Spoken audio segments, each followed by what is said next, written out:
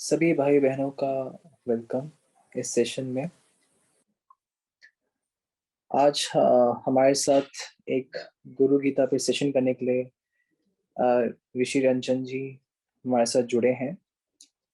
इससे पहले कि हम अपना सत्र शुरू करें, हम 2 मिनट लेकर अपने हृदय से जुड़ाव कर लेते हैं, ताकि जो हमारा कम्युनियन होना है कम्युनिकेशन के बियॉन्ड, स्पीकर के साथ या अपने आप के साथ भी, वो हम अच्छी तरह कर सकें। तो अभी हम 2 मिनट लेते हैं और हृदय की तरफ हल्का सा ध्यान ले जाके ईश्वर की प्रस्तुति महसूस करके वहां पे 2 मिनट रह के फिर हम सत्र शुरू करते हैं।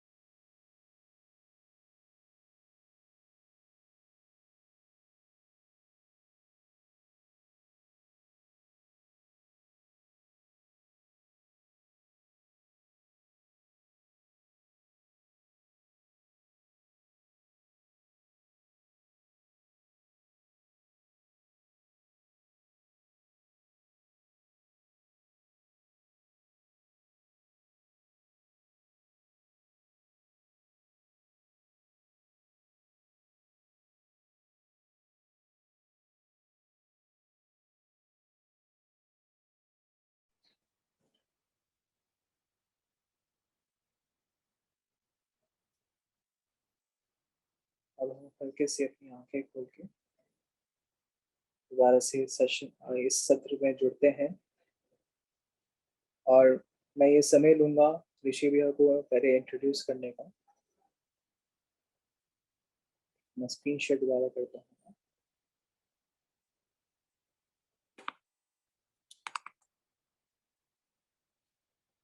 हूँ। ऋषि रंजन भैया सहज मार्ग में 1997 से हैं और लगभग इतने ही सालों से शायद वो आईटी कंपनी में हैं। वो अपने आईटी प्रोफेशन में एज अ कंसल्टेंट शुरू करके काफी बड़ी पोजीशंस होल्ड कर चुके हैं, जैसे कि CTO, director, senior director and senior executives. और इनका अपना एक यूट्यूब चैनल भी है कि एक ऋषि की बातें, जिसमें हमें बहुत ही अ, अमूल्य ज्ञान देते हैं। वो चीज़ों को ऊपर नज़र डालते हैं जो हमारी नज़र से बिल्कुल गायब, मतलब हम उन चीज़ों पे फोकस नहीं कर पाते। जो गुरु की बातें हैं जो हमारे बिल्कुल नज़रों से कई बार इग्नोर हो जाती हैं, उन पे दृष्टि डाल के हमारी वापस हमारी विजडम बढ़ाते हैं। अम, ये हमारे एक यूथ स्पीकर भी हैं और हम यूथ प्रैक्टिशनर्स को काफ़ी इंस्पायर भी करते हैं। और आज ये हमारे साथ गुरु गीता की के ऊपर एक सेशन लेने के लिए जुड़े हैं। वेलकम ऋषि भैया। Thank you. Thank you, Anmol. Hi. Thank you. तो अब हम आपसे सुनना शुरू करते हैं आपका ज्ञान गुरु गीता के ऊपर। Please. Thank you. Thank you. तो गुरु गीता में कोई ऐसा ज्ञान मेरा नहीं है। बात कुछ समय पहले की है कि अगर आप किसी भी साहित्य को पढ़ें, if you read any literature, if you read any books, right, जैसे आपने भगवत गीता पढ़ा, आपने उपनिषद पढ़े, आपने बाइबल पढ़ी, आपने कुछ पढ़ा, तो वो एक स्टेट की बात बताते हैं कि आप इस दशा में होना चाहिए, आपको संन्यास होना चाहिए, त्याग होना चाहिए, कर्म योग होना चाहिए, ज्ञान योग, भक्ति योग, कई चीजें बताते हैं। तो बात ये उठती है कि क्या वो किताब हमें वो बना सकती है, और हम जितना अपना एफर्ट उनको समझने में डालते हैं, लेकिन कहीं हमारी दृष्टि से ये ओझल हो जाता है कि उस दशा तक पहुंचने के लिए एक और पर्सनैलिटी, एक और हमारे साथ जुड़े हुए किसी का जुड़ाव होना चाहिए, और वो गुरु का जो जो एक कॉन्सेप्ट हमें दिया गया हर जगह, तो हम उस गुरु के कॉन्सेप्ट पे, उस गुरु के बारे में उतना समझने की, उतना जानने की जरूरत नहीं महसूस करते हैं। तो हम एंड स्टेट जो रिजल्ट है उस पर तो हम बहुत ध्यान देते हैं कि ये रिजल्ट होना चाहिए, लेकिन उस रिजल्ट तक जो हमें पहुंचाएगा, जो हमारा मार्गदर्शन करेगा, जो हमारा हाथ पकड़ के ले जाएगा, जो हमारा सखा भी बनेगा, जो हमारा पिता भी बनेगा, जो हमारी माँ भी बनेगा, जो हमारा सब कुछ बनेगा, उसके बारे में हम उतनी बात नहीं करते हैं। तो इसी संदर्भ में, ऑन दिस कंटेक्स्ट, मेरे ख्याल से हम सब लोगों को इस गुरु गीता में बताए गए कुछ जो चीजें हैं उन पर थोड़ा ध्यान देना शुरू करना चाहिए। और गुरु गीता कहाँ से मिली? गुरु गीता स्कंद पुराण में इसके बारे में इसकी चर्चा है, और ये भगवान शिव और पार्वती जी के बीच का एक डायलॉग है। तो गुरु गीता में क्या क्या चीजें हैं, और इसके बारे में ये कोई एक सेशन की बात नहीं है, कई सेशंस में बात होगी कि ये क्या क्या चीजें इसमें बताई गई हैं। इसमें पहले हमें ये दिखाया गया कि गुरु की क्या जरूरत है, फिर हमें ये बताया गया कि गुरु क्या हैं, उसके बाद हमें बताया गया कि गुरु के साथ कैसा व्यवहार करना चाहिए, फिर हमें बताया गया कि गुरु के इनिशिएशन के लिए, गुरु के साथ जुड़ने के लिए हमारी कैसी पात्रता होनी चाहिए, फिर हमें बताया गया कितने तरह के गुरु होते हैं और किस गुरु के पास आपको जाना चाहिए। right? तो ये सभी विषयों पे इस बारे में चर्चा उन्होंने की है। और इस सेशन का उद्देश्य ये नहीं है कि हम लोग सब समझ जाएं, इस सेशन का उद्देश्य ये है कि ये गीता है, ये गीता मतलब गीत, राइट, ये प्रोज नहीं है, ये पोएट्री है। तो हमारे हमारे अंदर का जो पोएट्री का भाव है उसको ये संबोधित करती है। It addresses the softer part of us, right. It should not be look like a technical manual, ये ऑपरेशंस मैनुअल, राइट। और इसमें अपना एक फ्लो है, इसमें एक बहाव है, राइट। और हम सब लोग इसके थ्रू जब गुजरेंगे, जब देखेंगे, तो हम उस बहाव को अपने अंदर होता हुआ भी महसूस कर सकते हैं। तो जो कोई भी इसको सुन रहा है और देख रहा है, वो कोशिश ये करना चाहिए हमें कि क्या हम उस चीज की, बताई हुई चीज को महसूस कर रहे हैं, क्योंकि हमारे पास बहुत बड़ा एडवांटेज है। एडवांटेज हमारे पास बहुत बड़ा ये है कि हमारे पास साक्षात गुरु है, हमारे पास वो पर्सनैलिटी ने हमारा हाथ पकड़ा हुआ है। तो ये सब चीजें हमें अंदर महसूस करने में बहुत ही सहूलियत होगी, क्योंकि ये हमारे साथ घट चुका है, तो ये हमारा अनुभव बन चुका है। तो इस हिसाब से इसको हमें सुनना चाहिए, गुरु गीता। अब आइए इसके बारे में चर्चा चालू करते हैं।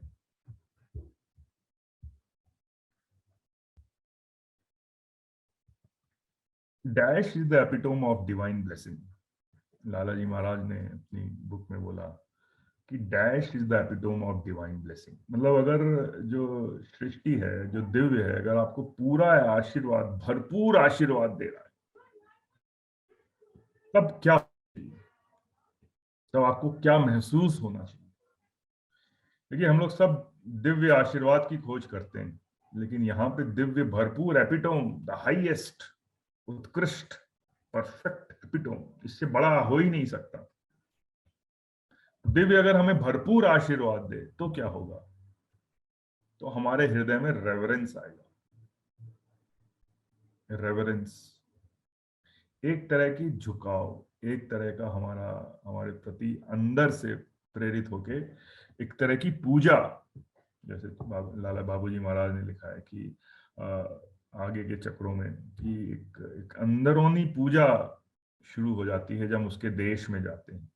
तो जैसे आज भी आपने दादी से सुना कि हम लोग को सब भंडारे की तैयारी करनी चाहिए, हम लोग को तैयार होना चाहिए कि बाबूजी के साथ, उनके साथ हम लोग आगे बढ़ें। तो epitome of divine blessing is reverence, कि अंदर से एक, उसको बाहर से नहीं, ये अंदर से उभरने वाली एक पूजा उनके लिए। तो हमने गुरु को जितना भी हम लोग समझ पाए, जितना उन्होंने हमें समझाया, जितना हम समझ पाने की कोशिश कर रहे हैं, हमने उनको कई व्यक्तित्व में देखा है।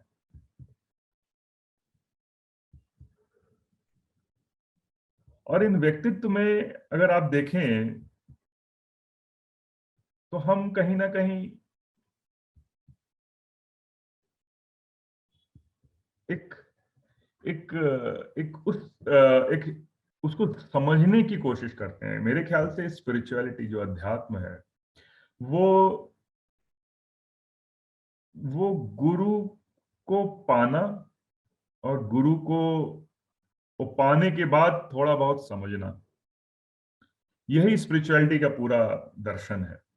इसमें पहले कई होते हैं, फिर जैसे जैसे हम आगे बढ़ते हैं तो उसमें सिर्फ दो रह जाते हैं, और आगे बढ़ते हैं तो सिर्फ एक रह जाता है, और एक का भी भाव खत्म हो जाता है।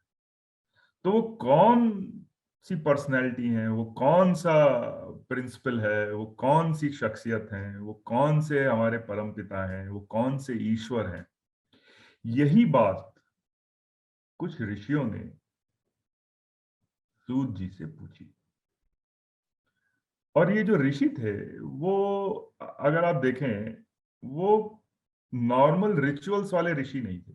उन्होंने जो ब्रह्म, अचिंत्य, अव्यक्त, तीनों गुणों से रहित, त्रिगुणात्मक और समस्त जगत का अधिष्ठान रूप है, ऐसे ब्रह्म को नमस्कार हो, ये उन्होंने पहला ही स्टेटमेंट उन्होंने दिया। यानी कि वो उस ब्रह्म की जो गुण है उनको जानते थे, वो असलियत को जानते थे, और उन्होंने उस लेवल तक की एक्सेस को प्रणाम करके इस गीता का शुरुआत की। और उन्होंने सूत जी से पूछा कि हे महाज्ञानी, हे वेद वेदांगों के जानने वाले प्यारे सूत जी, आप हमें सर्व पापों को नाश करने वाले गुरु का स्वरूप हमें सुनाओ। गुरु का स्वरूप हमें सुनाओ। देखिए, बेसिक क्वेश्चन, गुरु स्वरूपम स्माकम ब्रूहि सर्वमलाप। जो गुरु का स्वरूप अगर जान जाएगा या समझ जाएगा, वो सर्व पापों को नाश। पाप का मतलब, इसको हम लोग भी गुरु गीता जब देखेंगे तो ये कल्पना कीजिए कि हजारों साल पहले लिखी गई। तो इनके वर्ड्स को हम लोग को वैसे नहीं लेना है, मतलब वर्ड्स को अगर आप रिलीजियस माइंडसेट से लीजिए, आप ये देखें कि सब संस्कारों को नाश करने वाली उस गुरु का स्वरूप हमें सुनाए, जिसको सुनने मात्र से मनुष्य दुख से विमुक्त हो जाता है, जिस उपाय से मुनियों ने सर्वज्ञता प्राप्त की, जिसके प्राप्त करके मनुष्य फिर से संसार बंधन में बंधता नहीं है, ऐसे परम तत्व का कथन आप करें। देखिए, उन्होंने ब्रह्म को जानते थे, ब्रह्म के रूप को जानते थे, लेकिन फिर भी वो बंधने की कोशिश में थे, फिर भी वो चाहते थे कि मुझे गुरु का स्वरूप सुनाइए, क्योंकि उसको जाने बिना, उसके स्वरूप को जाने बिना बाकी सब मिथ्या लगता है। तो सूत जी ने बताया कि भाई हमें भगवान शिव और पार्वती जी के बीच का एक संवाद है, वो मैं आपको सुनाऊंगा, जो इसी टॉपिक पे था। तो वो संवाद ऐसा है कि पार्वती जी ने पूछा भगवान शिव से कि ब्रह्मा विष्णु इंद्र आदि के नमस्कार के योग्य हैं, कि आप इनको नमस्कार करते हैं। ऐसे नमस्कार के आश्रय रूप होने पर भी आप किसको नमस्कार करते हैं, कि वो लोग आपको नमस्कार कर रहे हैं और आप किसको नमस्कार करते हैं। हे भगवान, हे सर्वधर्मों के ज्ञाता, हे शंभु, जो व्रत सब व्रतों में श्रेष्ठ है, ऐसा उत्तम गुरु महात्म्य कृपा करके मुझे कहें। सब धर्मों में श्रेष्ठ ऐसा गुरु का स्वरूप, ऐसा ज्ञान भगवान शिव आप मुझे बताएं। तो हम लोग सभी श्लोकों से नहीं जाएंगे, कुछ कुछ मेन टॉपिक्स लेंगे। अब देखिए कि भगवान शिव ने कोई भी चीज, जब बड़ी चीज बताते हैं तो उसका एंट्री क्राइटेरिया भी बताते हैं, उसको समझने योग्यता क्या है वो भी बताते हैं। आजकल के जमाने में आप देखिए कि सब चीज सबको मिल गई है और एक्सपेक्ट की जाती है कि आप सब चीज समझ लें। लेकिन उस वक्त जब उन्होंने ये सूक्ष्म ज्ञान देने की कोशिश की उन लोगों को जो ब्रह्म के ज्ञानी थे, तो उन्होंने एक बात बोली कि यस्य देवे परा भक्ति यथा देवे तथा गुरु, जिसको ईश्वर में उत्तम भक्ति होती है। देखिए, भक्ति के साथ परा लगा है, जिनको ईश्वर में परा भक्ति होती है। भक्ति का भी एक एक एंडिंग है, भक्ति एक प्रोसेस है, एक स्टार्ट है, उसके साथ धीरे धीरे बढ़ती है, और जब परा भक्ति, जब उत्तम भक्ति हो जाती है, यथा देवे तथा गुरु, जैसी ईश्वर में जैसी भक्ति होती है वैसी ही भक्ति जिसको गुरु में होती है,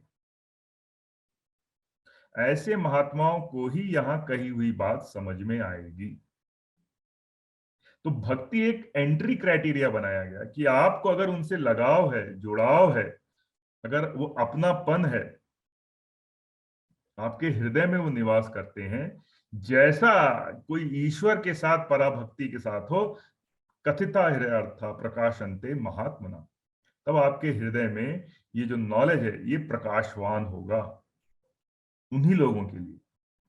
यस्य देवे परा भक्ति यथा देवे तथा गुरु, तो वैसी ही भक्ति उन्होंने बताई कि आपके अपने अंदर होनी चाहिए, तभी आप इस गुरु गीता के, गुरु के स्वरूप के सूक्ष्म ज्ञान को आप समझ पाएंगे।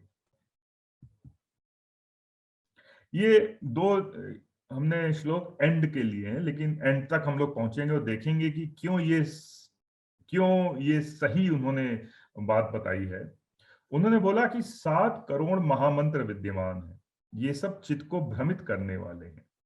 गुरु नाम का 2 अक्षर वाला मंत्र एक ही महामंत्र है, एक एव महामंत्रो, यही एक महामंत्र है, क्योंकि बाकी मंत्र चित्त को भ्रमित करने वाले हैं। गुरु नाम का 2 अक्षर वाला एक ही महामंत्र। फिर उन्होंने ये बोला कि हे देवी, मेरा यह कथन कभी मिथ्या नहीं होगा, ये सत्य स्वरूप है। इस पृथ्वी पर गुरु गीता के समान अन्य कोई स्रोत नहीं है। तो बाकी वेद वेदांग में वो ब्रह्म की दशा बताई गई, पराब्रह्म की दशा बताई गई, उसके बारे में एनालिसिस हुई, लेकिन वो आपको चित्त को भ्रमित करने वाले लगेंगे जब तक कि उसमें गुरु का असली स्वरूप का आपको भान न हो, जब तक कि हमें हमारे मार्गदर्शक, हमारे गुरु के बारे में वो जानकारी ना प्राप्त हो, उनका असली स्वरूप हमें महसूस ना हो।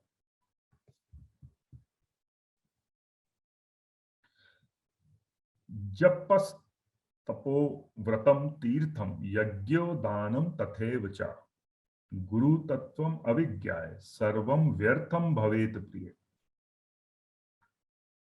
जप, तप, व्रत, तीर्थ, यज्ञ, ज्ञान, ये सब व्यर्थ हो जाते हैं अगर आपको गुरु तत्व का अज्ञान हो। ये सब बातें गुरु तत्व से मीनिंग रखती हैं। इन सबको जो हमारे जीवन में मीनिंग देता है वो गुरु तत्व है। उसके बिना अगर आप जप, तप, व्रत, तीर्थ, यज्ञ, दान, ये सब व्यर्थ हो जाते हैं।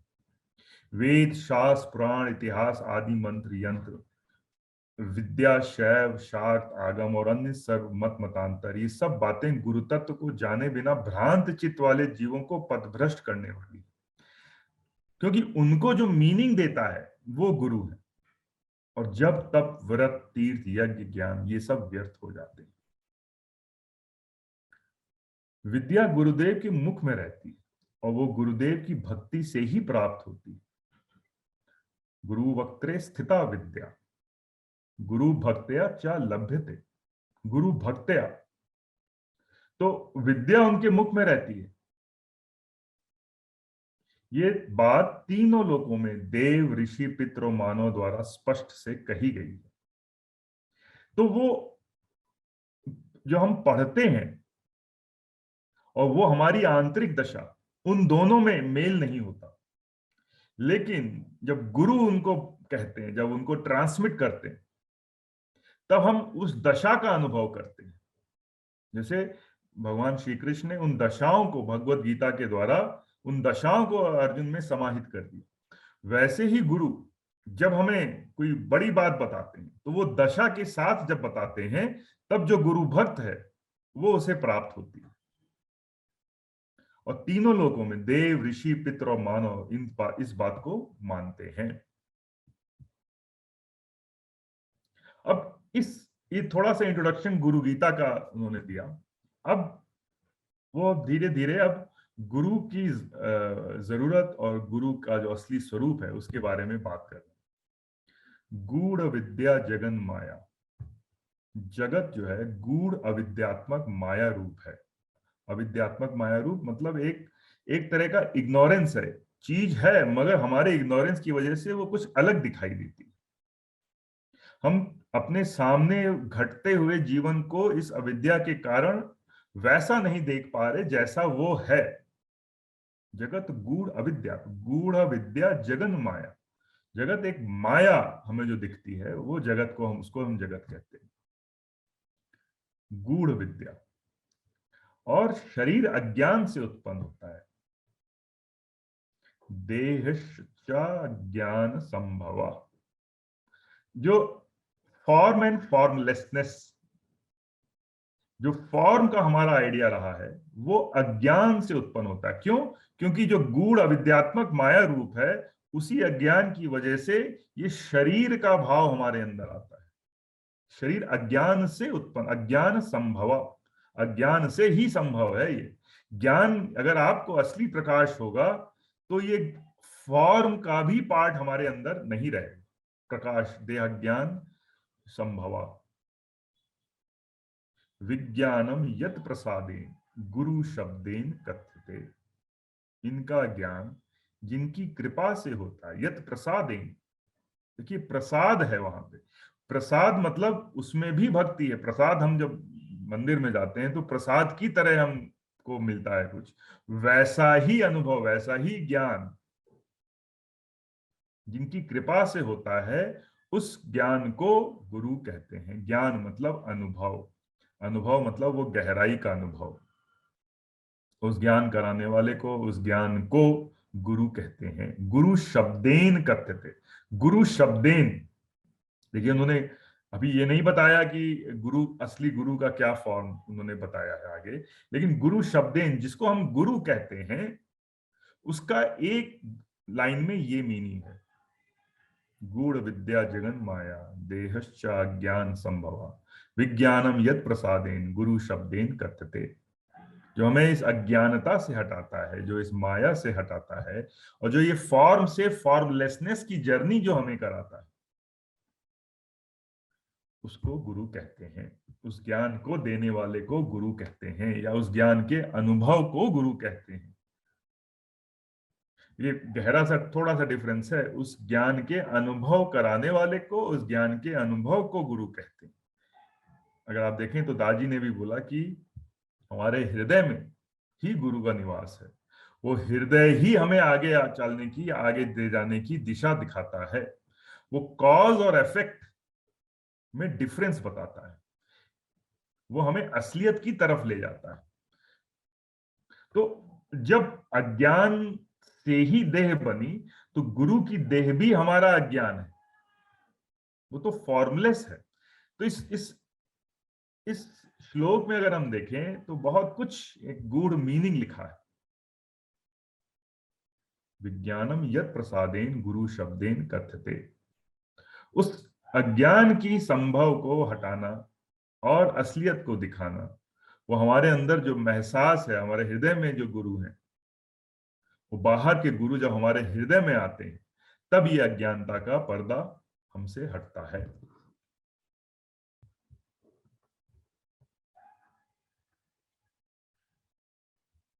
गुरु सेवा गया प्रोक्ता, देह स्यादक्षयो वटा।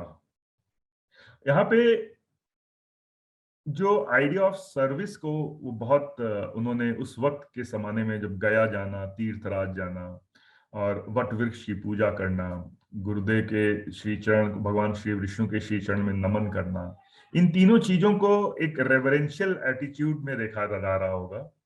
तो उस पे उन्होंने बोला कि गुरुदेव की सेवा ही तीर्थराज गया है, गुरुदेव का शरीर ही अक्षय वट वृक्ष है, गुरुदेव के श्री चरण भगवान विष्णु के श्री चरण है।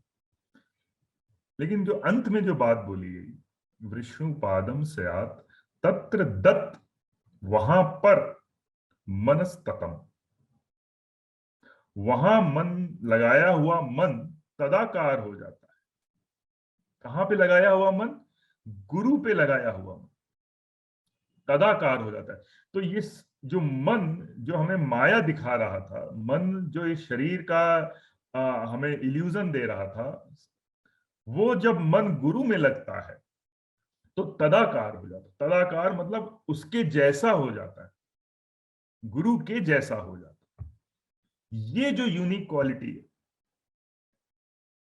कि वहां पे जो मन लगाया तो मन का नियमन वैसा हो गया जैसा होना चाहिए, गुरु के जैसा। हम तीर्थ जाते हैं, हम कई तरह के रिचुअल्स करते हैं, हम भगवान की पूजा करते हैं, वहां लगाया हुआ मन तदाकार हो जाता है। इस तरह उन्होंने सब चीज को गुरु के इन्फ्लुएंस में ले लिया। गुरु की सेवा ही तीर्थराज गया है, गुरुदेव का शरीर ही अक्षय वट वृक्ष है, गुरुदेव के श्रीचरण भगवान विष्णु के श्रीचरण है, वहां लगाया हुआ मन तदाकार हो जाता है, तदाकार हो जाता है। वही तो हमें चाहिए था।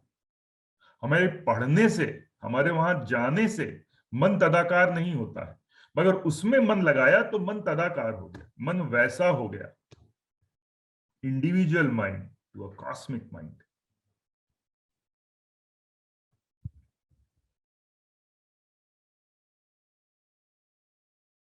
गुरु वक्त्रे स्थितम ब्रह्म, गुरु श्री गुरुदेव के मुखार बिंदु में ब्रह्म स्थित है, ब्रह्म की दशा। वो उस दशा में है कि जो वो बोलेंगे तो वो उस दशा को बोलेंगे। वो ब्रह्म ब्रह्म प्राप्यते तत्प्रसादतः, वो ब्रह्म उनकी कृपा से प्राप्त हो जाता है। अब इसमें एक बहुत इंटरेस्टिंग पॉइंट उन्होंने बताया, गुरु ध्यानम सदा कुर्यात्, उस प्रकार सदा गुरुदेव का ध्यान करना चाहिए। किस तरह से? जैसे एक स्वेच्छाधारी स्त्री अपने प्रेमी पुरुष का सदा चिंतन करती है, जैसे एक स्वेच्छाधारी स्त्री, स्वैरिणी पुरुषम यथा, जैसे वो अपने प्रेमी पुरुष का सदा चिंतन में रहती है, उसी प्रकार आपको अपने गुरुदेव का ध्यान करना चाहिए। क्यों करना चाहिए? क्योंकि पहले बताया गया, क्योंकि वहां लगाया हुआ मन तदाकार हो जाता है। किस तरह से करना चाहिए? जैसे एक स्वेच्छाधारी स्त्री अपने प्रेमी पुरुष का सदा चिंतन करती है, उसी प्रकार सदा गुरुदेव का ध्यान करना चाहिए। तब ऊपर वाली दशा में वो ब्रह्म उनकी कृपा से प्राप्त हो जाता है, तब आपको वो स्थिति प्राप्त हो जाएगी जब आपका मन उनमें तदाकार हो जाएगा। किस तरह से हो जाएगा? जैसे हम उनका ध्यान करेंगे, जैसे एक स्वेच्छाधारी स्त्री अपने प्रेमी पुरुष का सदा चिंतन करती है।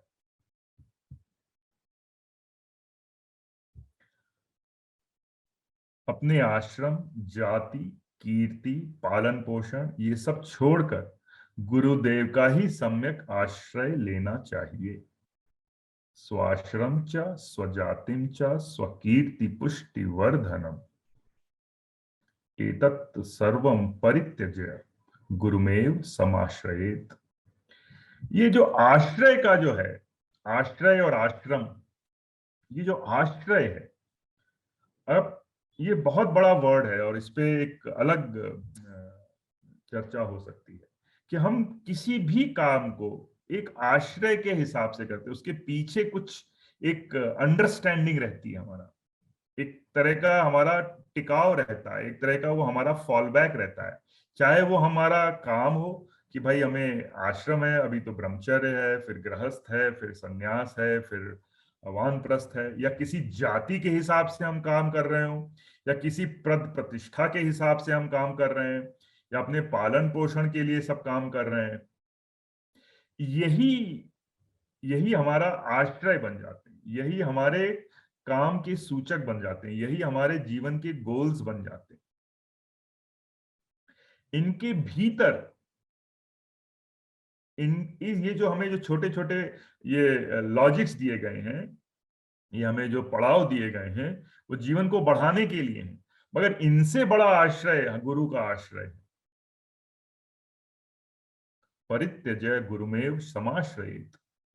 जो गुरु जो कहेगा, जो गुरु जो काम कराएगा, जो गुरु जो हमें साधना बताएगा, जो गुरु जो हमारे हृदय में प्रेरणाएं देगा, अब हमें उनसे चलना है, उनका आश्रय लेना है। जैसे बच्चा पैदा होता है तो आप, जैसे एक बार चारी जी ने बोला था कि भाई जब गुरु है तो गुरु ही परंपरा है, क्योंकि वो आपको एक नए देश में ले जा रहे हैं, वो आपको एक नए आश्रम में ले जा रहे हैं, वो आपकी एक नई कीर्ति, जाति, पालन पोषण, ये सब एक नई व्यवस्था के हिसाब से होगा। तो ये पुरानी जो व्यवस्था है, ये और जो नई व्यवस्था जो गुरु बना रहे हैं, इनमें कहीं क्लैश ना हो जाए, इसलिए उन्होंने अपनी बात रखी कि स्वाश्रम च स्वजातिम च स्वकीर्ति पुष्टि वर्धनम एतत् सर्वम परित्यज्य गुरुमेव समाश्रयेत। गुरु का ही सम्यक आश्रय लेना चाहिए।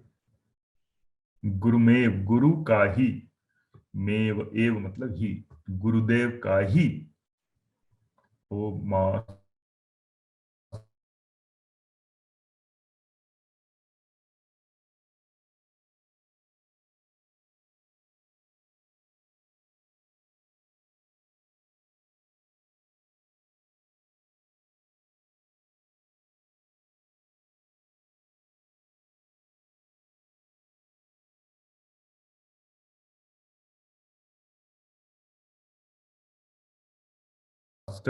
संपोषण, ये सब वैसी ही व्यवस्थित हो जाती है कि हम उसको निभाते हुए आराम से आगे बढ़ जाते हैं। तो गुरुदेव का ही सम्यक आश्रय लेना चाहिए।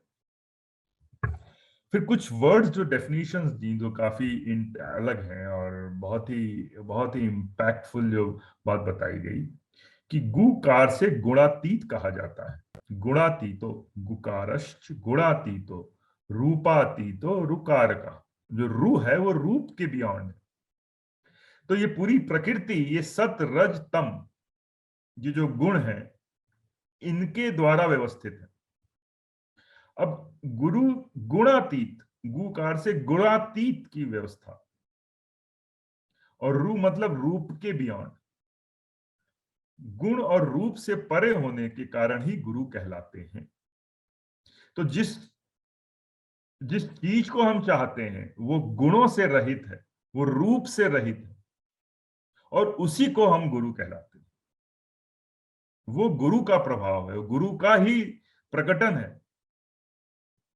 और इसलिए हम सब लोग कितने सौभाग्यशाली हैं कि हम सबके बीच में ऐसे गुरु हमें मिले हैं, उनकी कृपा से, जो उस दशा को हमारे समक्ष सालोक्य, हमारे लोक में सारूप्य, हमारे रूप में है, वो गुणातीत है, वो रूपों के तीत, मगर वैसी हमारी अभी हमारी क्षमता नहीं है उनको ऐसा समझने की, देखने की, इसलिए वो गुणों में आ गए, वो रूप में आ गए।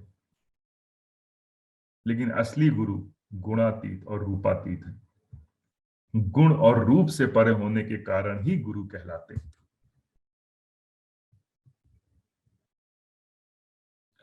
गुरु शब्द का प्रथम अक्षर गु माया आदि गुणों का प्रकाशक है, और दूसरा अक्षर रू कार माया की भ्रांति से मुक्ति देने वाला पर ब्रह्म है।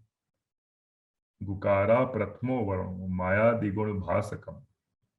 तो पहला वर्ड गु का मत दिया गया, माया आदि गुणों का प्रकाशक, उसमें से जो उस माया के भीतर का जो प्रकाश। दूसरा रूकार यानी माया की भ्रांति से मुक्त देने वाला। तो माया आदि के अंदर जो इल्यूजन है उसमें जो रियलिटी है,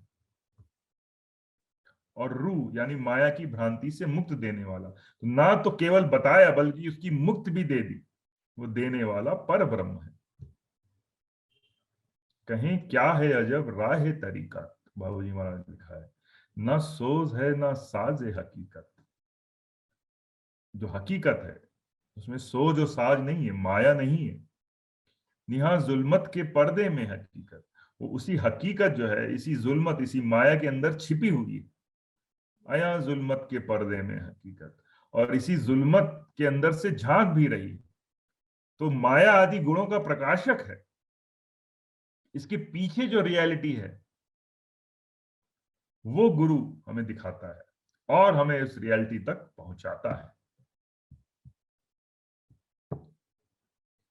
यस्य स्मरण मात्रेण ज्ञानम उत्पद्यते स्वयं। देखिए, अभी हम ज्ञान के लिए वेद पढ़ रहे थे, अभी हम ज्ञान के लिए उपनिषद पढ़ रहे थे, अभी हम ज्ञान के लिए इधर उधर भटक रहे थे। जिनके स्मरण मात्र से ज्ञान अपने आप प्रकट होने लगता है, यह स्मरण मात्रेण, स्मरण मात्र से, क्योंकि मन तदाकार हो जाता है। जिसके स्मरण मात्र से ज्ञानम उत्पद्यते, ज्ञान उत्पन्न प्रकट होने लगता है स्वयं। आपने ज्ञान को उत्पन्न करने के लिए प्रयास नहीं किया, आपने तो उसका स्मरण किया, गुरु का स्मरण किया, जो गुणातीत रूपातीत माया की भ्रांतियों से परे, लेकिन उनके स्मरण मात्र से ज्ञान अपने आप प्रकट होने लगता है। सा एव सर्व संपत्ति, और वे ही सर्व संपदा रूप हैं, सर्व संपदा रूप हैं। अतः श्री गुरुदेव की पूजा करनी चाहिए, पूजेत गुरु। सर्व संपदा मतलब ये जो संपदाएं हमें दिखती हैं, जो हमारे चारों ओर जिनको अपना ऐश्वर्य समझते हैं, वैभव समझते हैं, वो सारी संपदाएं वहीं से शुरुआत होती है जहां पे हमारे गुरु हैं। और उनको उनको पाने के बाद किसी संपदा का कोई मीनिंग नहीं रह जाता, क्योंकि वो संपदा से छोटी होती है, लघु होती है। अभी हम जब छोटे क्लास में होते हैं तो जो हम जिसको संपदा समझते हैं, हम जब बड़े क्लास में जाते हैं तो वो संपदा उतनी महत्वपूर्ण नहीं रहती। असली संपदा गुरु के पास है, और वो संपदा जिसके स्मरण मात्र से ज्ञान अपने आप प्रकट होने लगता है। सैव सर्व संपत्ति, वो ही सर्व संपत्ति है, बाकी सब तो माया का प्रभाव है। अतः श्री गुरुदेव की पूजा करनी चाहिए।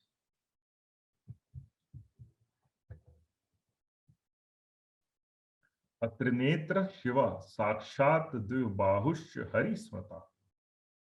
हे प्रिय, गुरु ही त्रिनेत्र रहित साक्षात शिव हैं, दो हाथ वाले भगवान विष्णु हैं, और एक मुख वाले ब्रह्मा जी हैं। श्री गुरु कथिता प्रिय। तो इन तीनों को जो आप देख रहे हैं, वो सृष्टि के जो संचालक हैं, वो उन्हीं का ही मैनिफेस्टेशन है, गुरु का।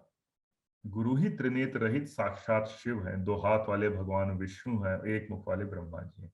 अभी वो किस बात को गुरु बोल रहे हैं, गुरु का क्या कैपेबिलिटी होती है, कैसे हमें उनके पात्र बनना चाहिए, वो आगे बताया गया है।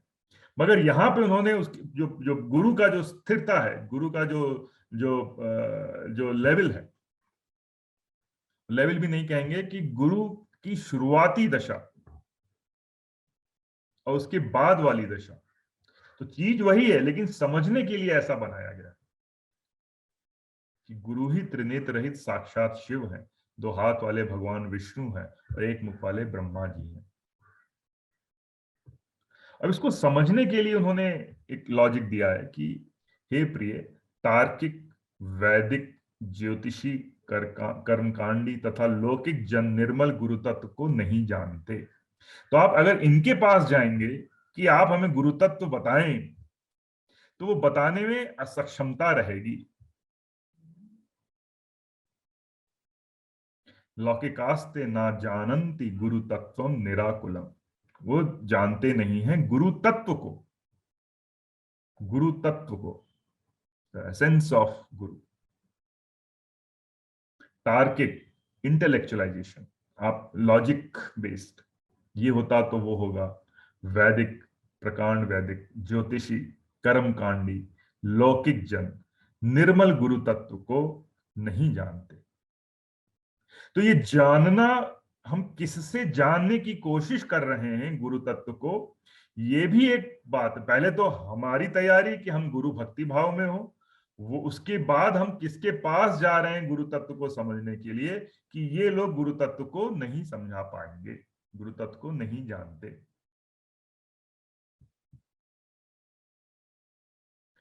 अब पहले अध्याय में हमने देखा कि बात, उन्होंने अपनी गुरु गीता का ज्ञान, गुरु की थोड़ा बहुत हमें आइडिया हो गया कि कैसी हमें आवश्यकता लगती है, जितना भी हमारा इग्नोरेंस है उसके बावजूद। अब उन्होंने उस क्वेश्चन का आंसर किया शिव जी ने कि आप किसको नमन करते हैं। क्वेश्चन पार्वती जी ने यही पूछा था कि ये सब लोग आपको नमन करते हैं, आप किसको नमन करते हैं। ब्रह्मानंदम परम सुखदम केवलम ज्ञान मूर्ति द्वंद्वातीतम गगन सदृशम तत्मस्यादि लक्ष्यम। जो ब्रह्मानंद स्वरूप है, जो ब्रह्म में है, परम सुख देने वाले हैं, ऐसा सुख कि वो परम सुख, bliss, beyond any material, beyond any feeling, beyond any sensation, वैसा सुख, परम सुख कि उसका कोई एंड ना हो। केवलम ज्ञान मूर्ति, केवल, जो केवल ज्ञान स्वरूप है। ज्ञान स्वरूप मतलब इसको ऐसे भी ले सकते हैं कि उनको सृष्टि का, नेचर का जितने भी लॉज, वो सब उनके द्वारा ही चलित हैं, उनका अनुभव है, द्वंद्वों से रहित, क्रॉस द लेयर्स ऑफ द्वंद्वास, द मायास, जहां इधर उधर, this versus that, there is no this and that. द्वंद्वातीतम गगन सदृशम, आकाश के समान सूक्ष्म, सटेलिटी, और सर्वव्यापक, सर्वव्यापक है, पूरे यूनिवर्स में जिनका एग्जिस्टेंस है, फॉर्म से फॉर्मलेस, सर्वव्यापक। एकम नित्यम विमल चलम सर्वाधि साक्षी भूतनम भावतीतम त्रिगुण रहितम सद्गुरम तम नमामि। तत्वमसि आदि महावाक्यों के लक्ष्यार्थ हैं चांदोग्य उपनिषद में। तत्वमसि, हमारी ऐसी दशा, एक विटनेस, एक साक्षी, तत्वमसि आदि महावाक्यों के लक्ष्यार्थ हैं। एक है, नित्य है, ओनली वन एग्जिस्टेंस, मल रहित है, अचल है, क्या नहीं, सर्वबुद्धियों के साक्षी हैं, भावनाओं से परे हैं, सत रज और तम तीनों गुणों से रहित हैं। ऐसे श्री सद्गुरुदेव को मैं नमस्कार करता हूं। ब्रह्मानंदम परम सुखदम केवलम ज्ञान मूर्तिम द्वंद्वातीतम गगन सदृशम, जो इन सब व्यवस्थाओं के बियॉन्ड है, जो इन सब माया के लक्षणों के परे हैं, जो इन सब के साक्षी हैं, जो सूक्ष्म है, जो सर्वव्यापक है, जो द्वंद्वों से रहित है। ऐसे श्री गुरुदेव को मैं नमस्कार करता हूं। और इन सब के साथ होते होते वो आज इस धरती पे हमारा हाथ पकड़े हुए हैं। ऐसे श्री सद्गुरुदेव को मैं नमस्कार करता हूं।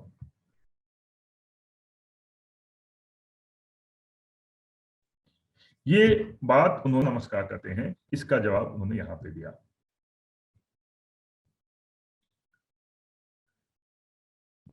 श्री गुरुदेव के द्वारा उपदिष्ट मार्ग से मन की शुद्धि करनी चाहिए। जो कुछ भी अनित्य वस्तु अपनी इंद्रियों की विषय हो जाए उनका खंडन करना चाहिए।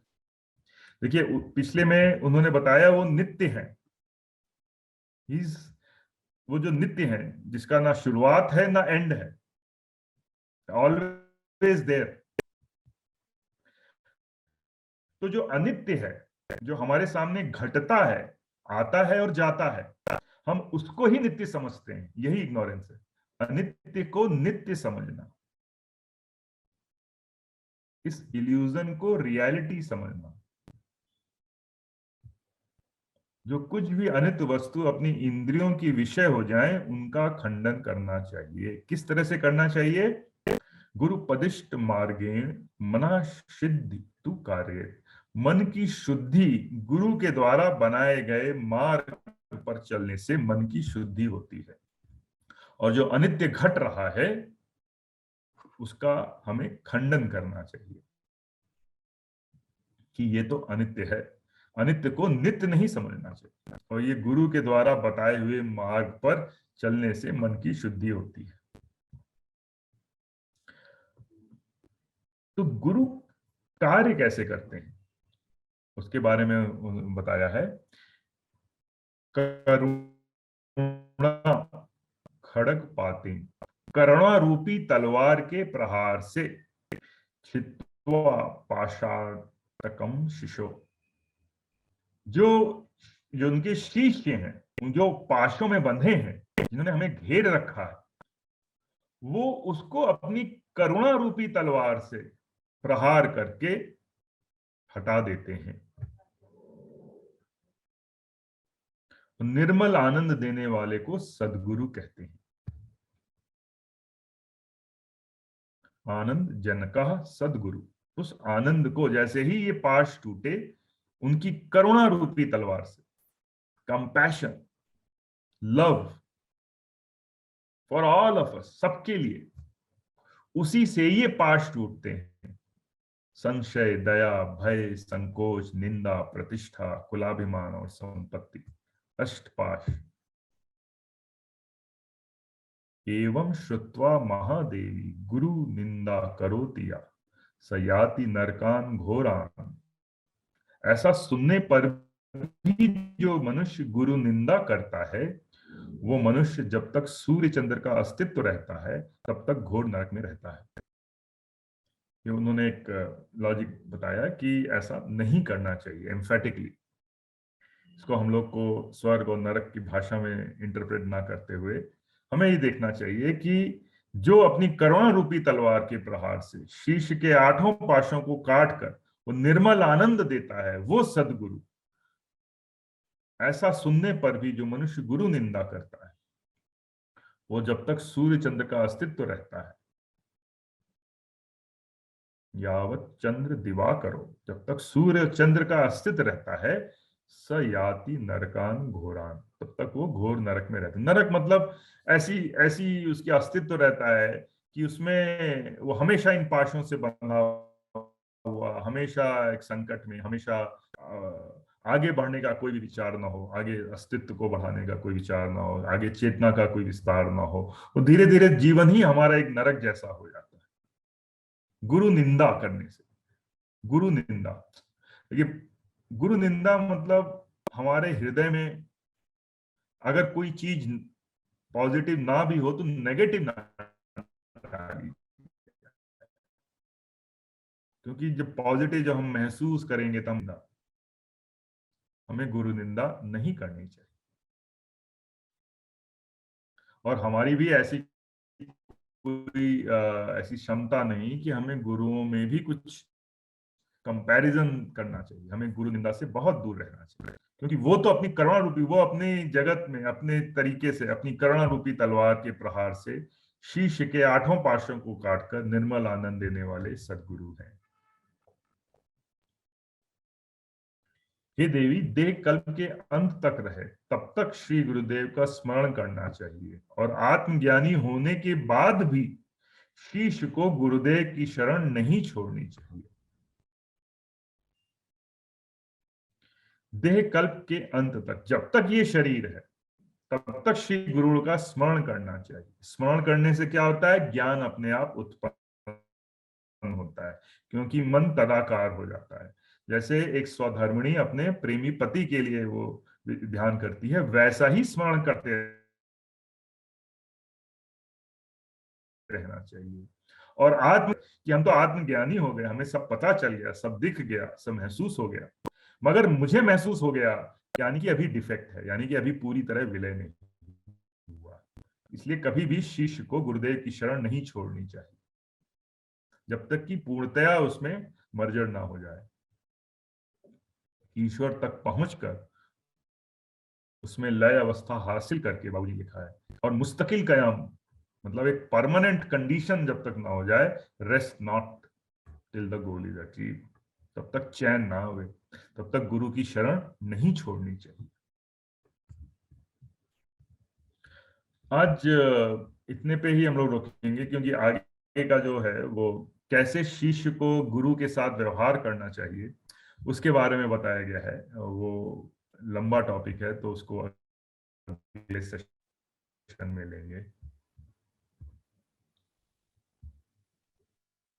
धन्यवाद इस भैया। हिसाब से, या थैंक यू। तो इस हिसाब से हमने देखा कि किस तरीके से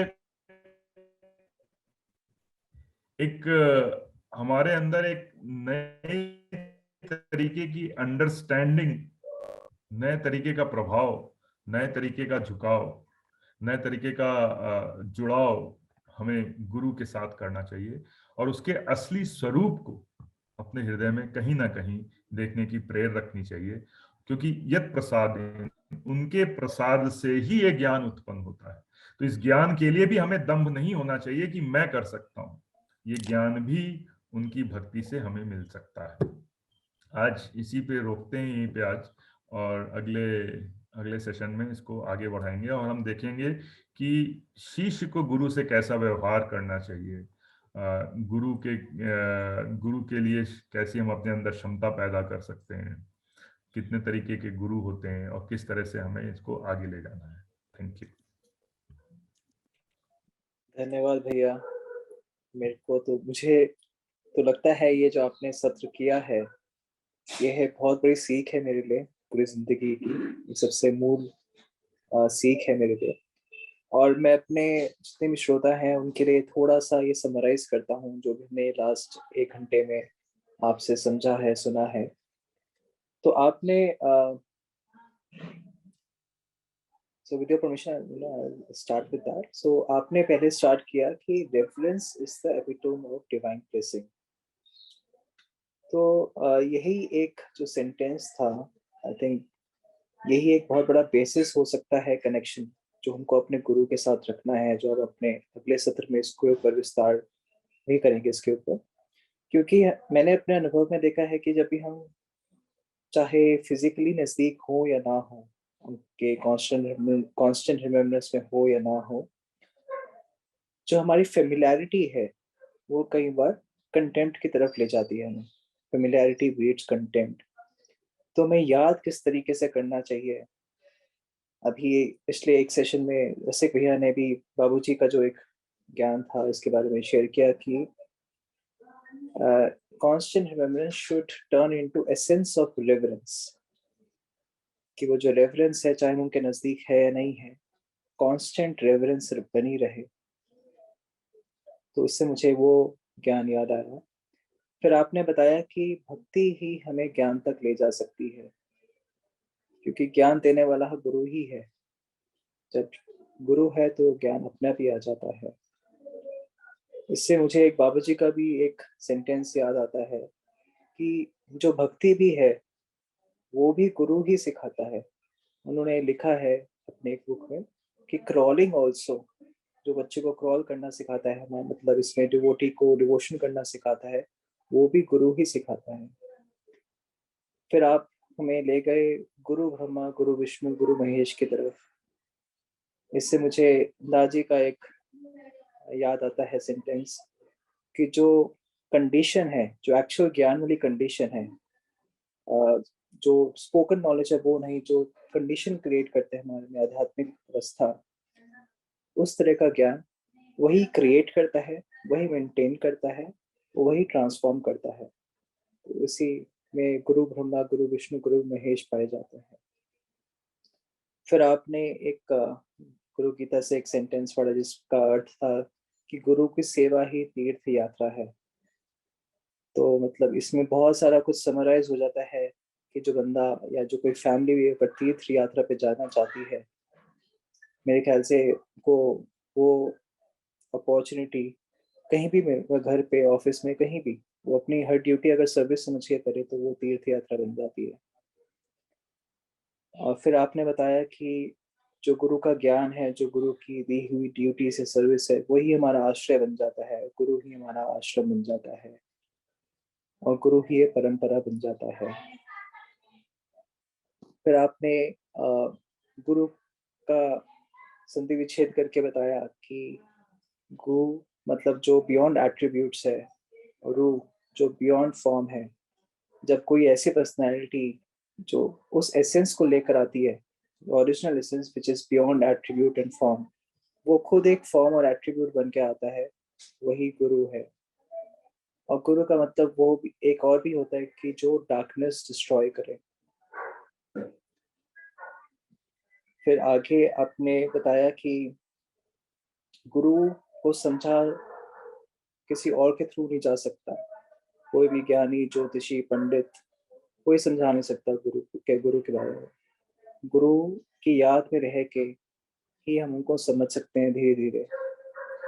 जैसे कि एक हाथी है, अगर 10 बंदे भी उस हाथी को महसूस करना चाहें अलग अलग सेंस ऑर्गन से, वो कुछ पार्ट ही उसको देख पाएंगे, उसका समझ पाएंगे। तो इससे मुझे चारी जी का एक सेंटेंस याद आता है कि love creates understanding, understanding can only point towards कि you have to develop love. और अगर आप लव से शुरू करते हैं तो अंडरस्टैंडिंग अपने आप आ जाती है। समझने की जरूरत भी नहीं पड़ती, मतलब कोशिश नहीं करनी पड़ती समझने की, समझ आनी अपने आप शुरू हो जाती है।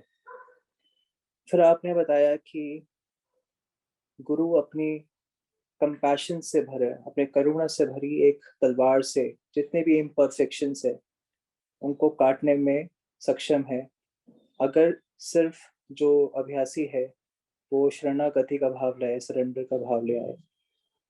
बस उसको ये करने की जरूरत है, बाकी वो सबको क्रॉल करना भी सिखा देगा, ज्ञान भी सिखा देगा, सब इम्परफेक्शंस भी हटा देगा। फिर आपने लास्ट में बताया आज कि गुरु को सेल्फ रियलाइजेशन के बाद भी नहीं छोड़ना चाहिए। और मुझे तो लगता है जैसे कि बाबूजी ने अपने बुक्स में बताया कि इवन जो अल्टीमेट के साथ मर्जर हो जाता है, मान लो गुरु करवा देता है, उसके बाद भी आप गुरु को नहीं छोड़ते, क्योंकि आपने गुरु में ही अल्टीमेट देखा है। उसी की कंडीशन के वजह से कि आपने गुरु में अल्टीमेट देखा ही अल्टीमेट की वजह से इनिशिएशन हो पाया या मर्जर हो पाया। तो मुझे लगता है कि मेरे लिए तो ये लाइफ का बहुत बड़ा एक रस निकला है गुरु गीता में, ताकि हम अपनी सर्विस एंड ड्यूटीज अच्छी तरह निभा सके, एक अच्छा एटीट्यूड डेवलप कर सके। तो थैंक यू भैया। मैं आपके कुछ और, अगर आपको इसके बारे में समराइज करना है आपको अपनी तरफ से, तो आप प्लीज शेयर करिए। उसके बाद हम सेशन को रिकॉर्डिंग के लिए तो एटलीस्ट कंक्लूड कर देंगे, फिर क्वेश्चन आंसर्स के लिए हम खोल सकते हैं। नहीं, I think Anmol, thank you so much, आपने यू समराइज इट वेल। और I think there is nothing more to be told. Thank you भैया, थैंक यू।